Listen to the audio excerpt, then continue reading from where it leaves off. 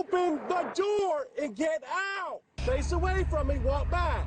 Imagine if that was you and your family, and they tell you to get out the vehicle, put your hands in the air, and leave your kids in the truck crying. And you gotta back up to the sound of their voice, not knowing that every step you take could be your last step, and they can shoot and kill you. That moment where troopers held Cartrez Rush and Jasmine Scott at gunpoint as their children watched, all captured on video. And now that footage that you just saw is at the center of a federal lawsuit against the South Carolina Department of Public Safety and a state trooper. Our Derek Rush is joining us live in the studio with new details, including audio from the 911 call that started it all. Well, for nearly a year now, Cartrez Rush says he's been struggling to feel safe with his children around law enforcement and understand why, even without a confirmation of his license plate and complete compliance, troopers still held him and his wife at gunpoint.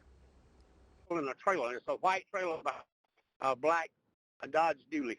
I like to stay out of it because, I mean, if they're coming up by my house, I got 2 kids and I don't want nobody messing with my youngins.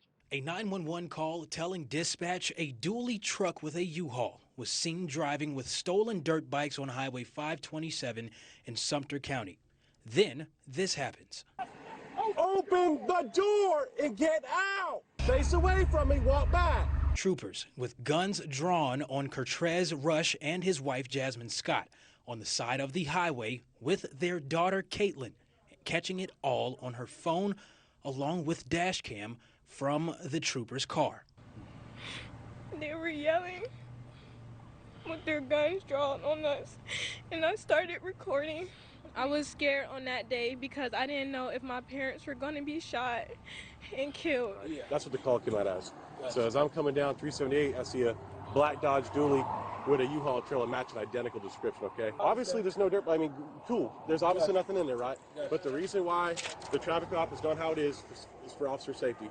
But the same call indicates the information was secondhand, and the caller couldn't even confirm a tag. Okay, what's the license plate on that Dodge truck?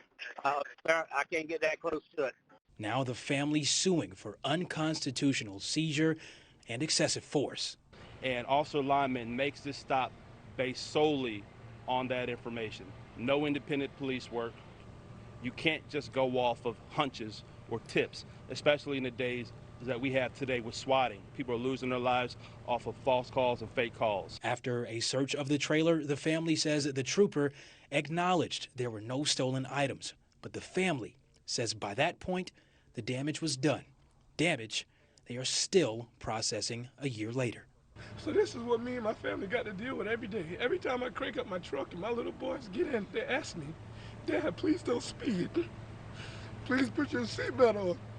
We don't want you to get pulled over and killed. Now, the family's attorney, Tyler Bailey, is saying their focus now includes figuring out who made the call to dispatch, saying that person, too, will be held accountable. Hannah?